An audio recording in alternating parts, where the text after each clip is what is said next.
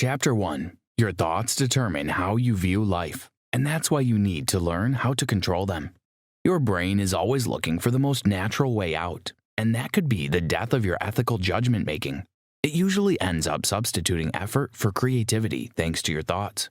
We are prone to overestimate how much we understand about the world and to underestimate the role of chance in events. Daniel Kahneman. There are several factors, illusion, availability, and experience, that influence your decisions. These factors lead you to make biased conclusions.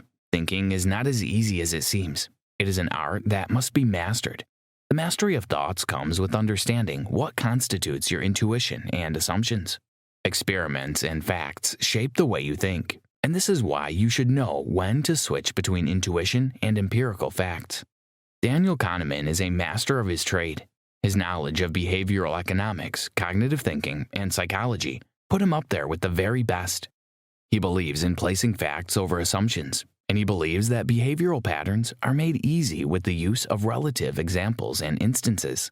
To find out how to switch from thinking slow to thinking fast, follow this detailed summary. Chapter 2.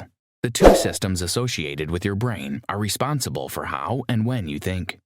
Psychologists Keith Stanovich and Richard West have established that humans have two primary systems for thinking.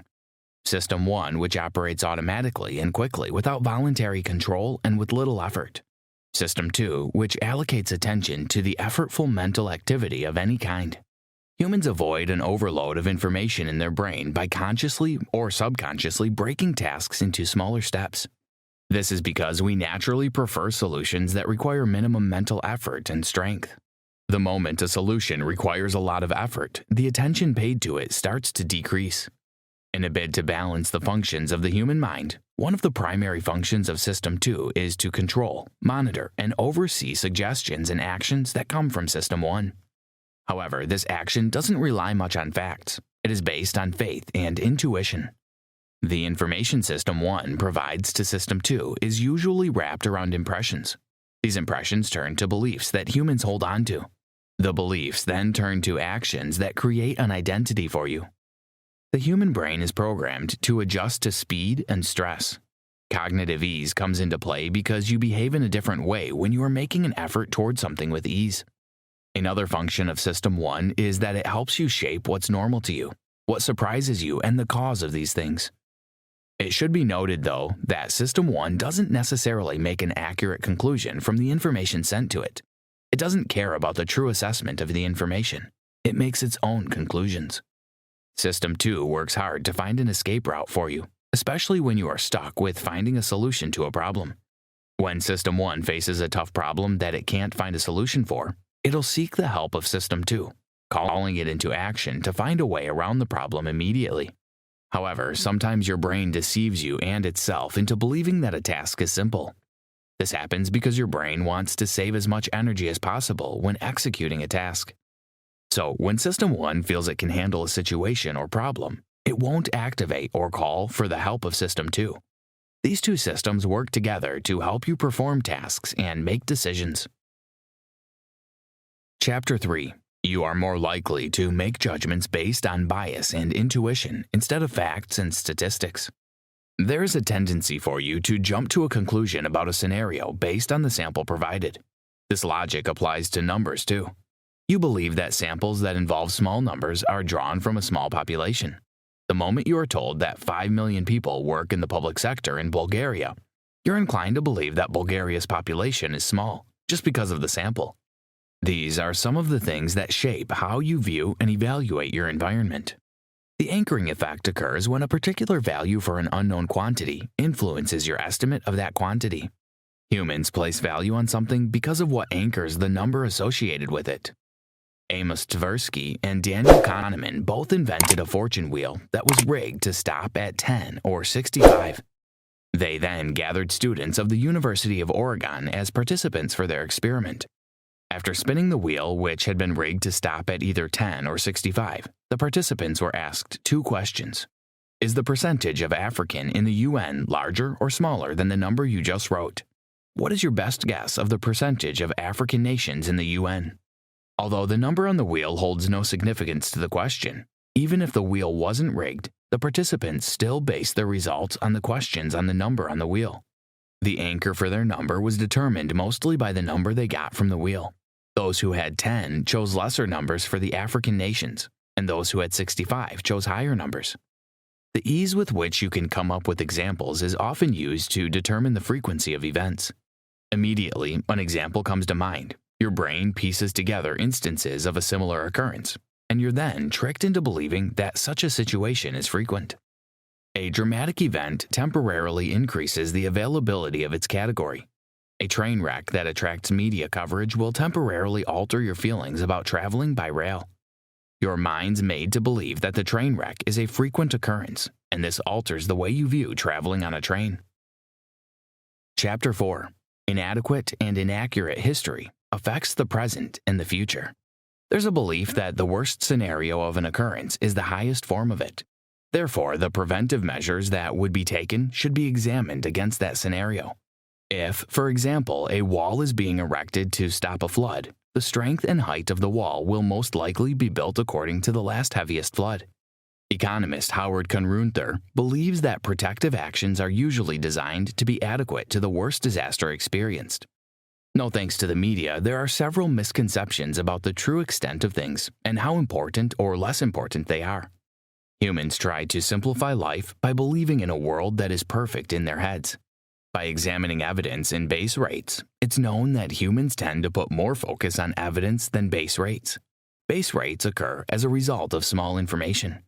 When the information produced is not specific or detailed, base rates come into view, telling the brain to make a conclusion based on assumptions. The moment more specific information is provided, the brain changes its focus and concludes evidence, rather than the base rate. Placing absolute belief in the conclusion drawn from detailed information can be misleading.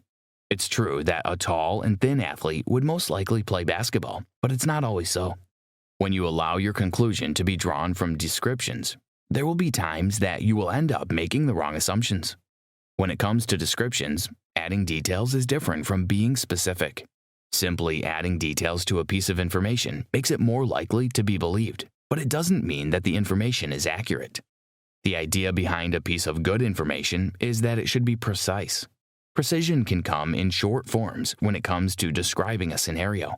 The ability to be specific helps you think fast. Chapter 5.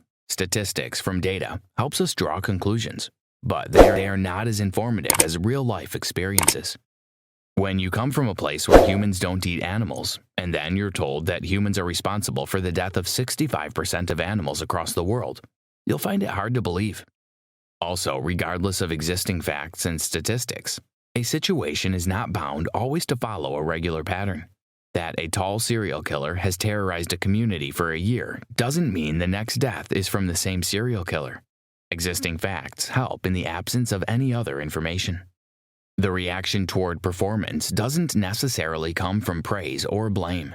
When you scold someone for a bad performance, it's likely that the person's next performance will be better. Also, when you praise someone for a good performance, there's a huge chance that such a person's performance would deteriorate next time. Now, the reaction to these performances is not as a result of how you scolded the person or praised the person.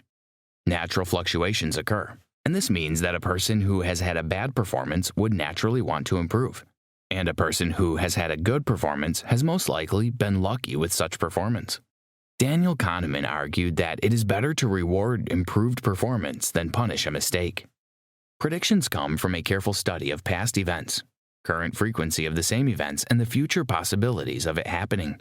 Predictions and forecasts are a part of everyday life. Across all fields of study, experts and professionals make predictions based on calculations and facts available. Some predictions are intuitively based on recent occurrences, experience, or familiarity. By seeing certain cues, you can deduce what is bound to happen next. However, there are several other things that you can't predict or forecast without showing bias. To produce unbiased predictions, you must start with the average information available, and then gradually work toward getting more data from existing guidelines, statistics, and facts. Did you know? According to media statistics, 52% of Americans say they regularly encounter fake news online. Chapter 6. Illusions of understanding and availability deceive you into believing that you know more than you do. Correcting your intuitive predictions is the work of System 2. System 2 is responsible for the hard work, so it goes to collect information from what you have experienced and what you're experiencing. If not controlled, intuitive predictions can cause problems.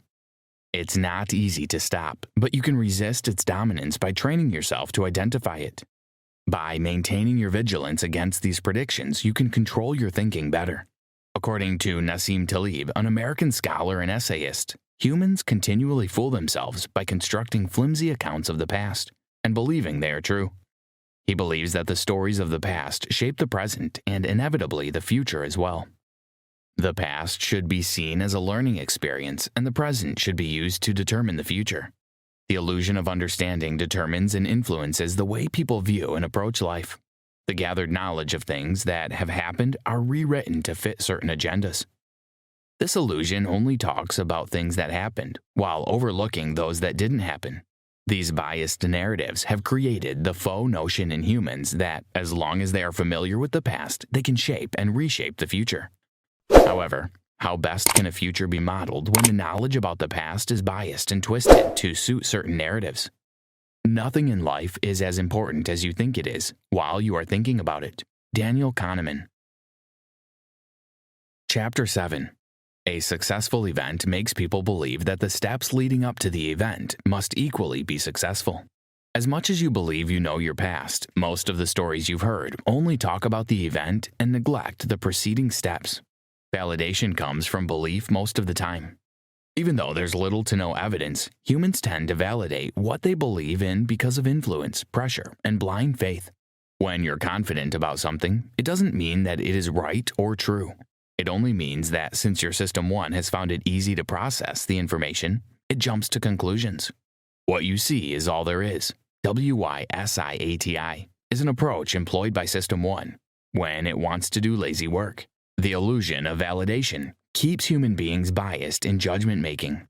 Structured impressions that have a well-planned formula are better than intuition and assumptions. When you have a roadmap that buttresses your impressions, always take it over your intuition. Intuitions give you biased judgments, while formulas give you a guideline towards approaching a task. In normal situations and conditions, it is okay to trust your basic intuition. The moment you change the environment, however, you should become more careful and rely on facts. Change of environment means you have to learn new things, and since your intuition is primarily based on stored information, it won't be advisable to rely on it.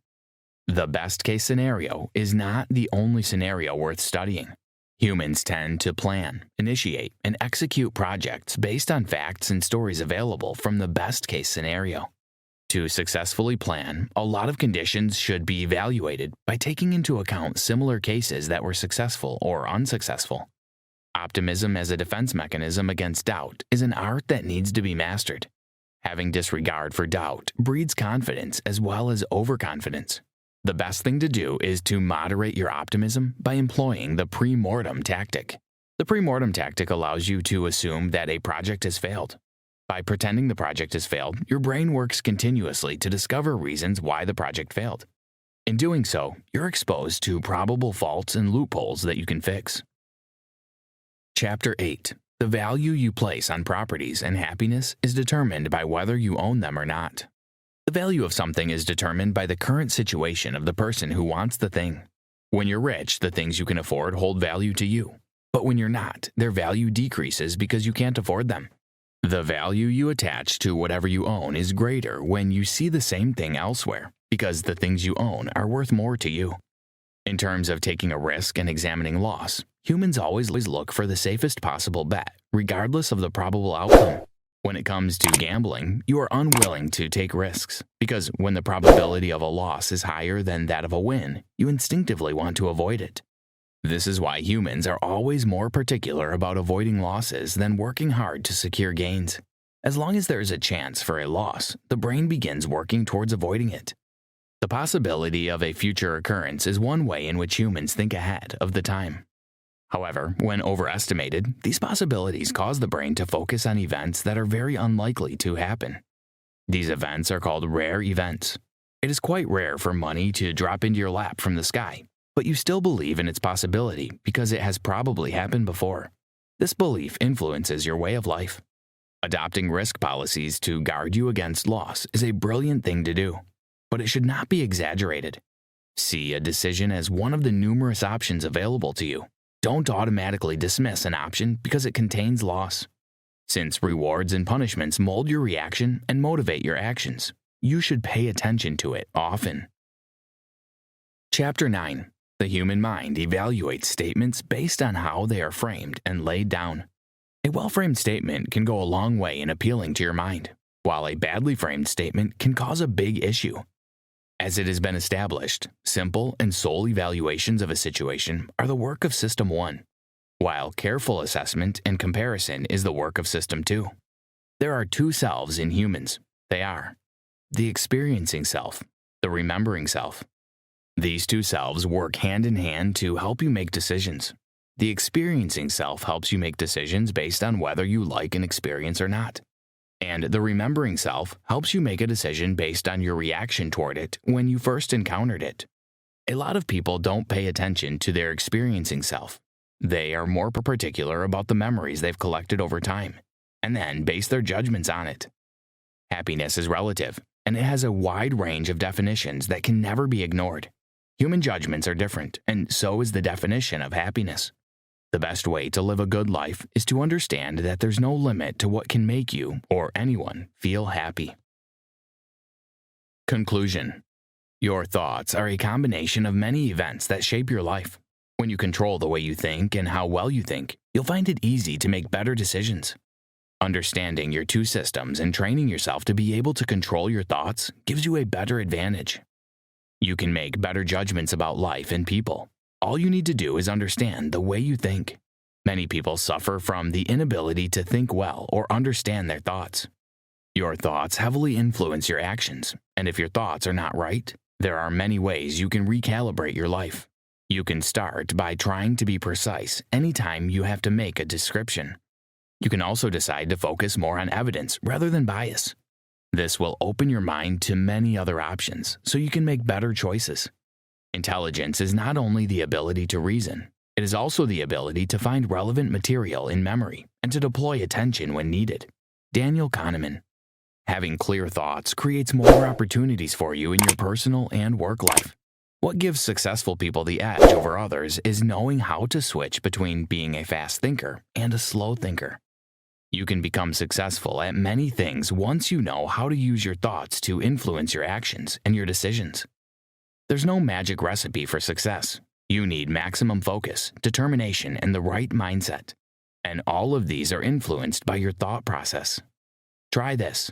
Discover your thought process, evaluate your judgments about people, and see if you are making a good conclusion or not. If yes, maintain it. If no, focus on working on your bias by seeing beyond your intuition.